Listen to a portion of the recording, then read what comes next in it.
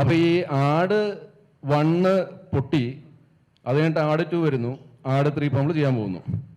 അതിൽ നിന്ന് പ്രചോദനം ഉൾക്കൊണ്ടുകൊണ്ട് ഭരതനാട്യം എന്ന് പറഞ്ഞ പടം ഞാനും തോമസ് ചേട്ടനും കൂടെ ഒരുമിച്ച് പ്രൊഡ്യൂസ് ചെയ്തതാണ്. അത് ആക്ച്വലി തിയേറ്ററിൽ പൊട്ടി.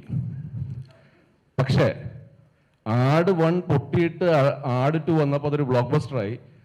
അതൊരു മോട്ടിവേഷനാണ്. ഞങ്ങളതുകൊണ്ട് ഭരതനാട്യം 2 പ്ലാൻ ചെയ്യുവാണ്.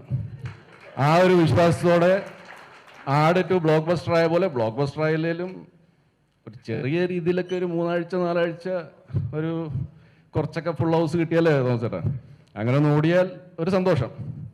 അങ്ങനെ ഭരതനാട്യം 2 അതിൻ്റെ പേര് ഈ വിധത്തിലെങ്കിൽ അനൗൺസ് ചെയ്യാം അല്ലേ? ഓണത്തിൻ്റെ ഇടയ്ക്ക് പുട്ടുവച്ചറം പോലെ ഫീൽ ചെയ്യില്ലല്ലോ, എന്നാലും പറഞ്ഞേക്കാം. അങ്ങനെയാണെങ്കിൽ ഭരതനാട്യം 2 മോഹിനിയാട്ടം. മോഹിനിയാട്ടമാണ് ഭരതനാട്യം 2വിൻ്റെ. ആണോ?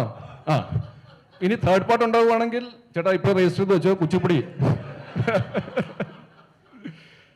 അപ്പം അങ്ങനെ, അപ്പം ഈ പടം ഒരു ബ്രഹ്മാണ്ഡ പടമായിരിക്കും. ചെറിയൊരു ജോണർ ഷിഫ്റ്റ് ഉണ്ട് എങ്കിൽ പോലും ആദ്യത്തെ സീൻ തൊട്ട് ഒരുപാട് ചിരിക്കാനുണ്ടാവും. ആട് 1ലെയും ആട് 2ലെയും മിക്കവാറും ആക്ടേഴ്സൊക്കെ, മിക്കവാറും 95% ആക്ടേഴ്സും ഇതിൻ്റെ അകത്തുണ്ട്.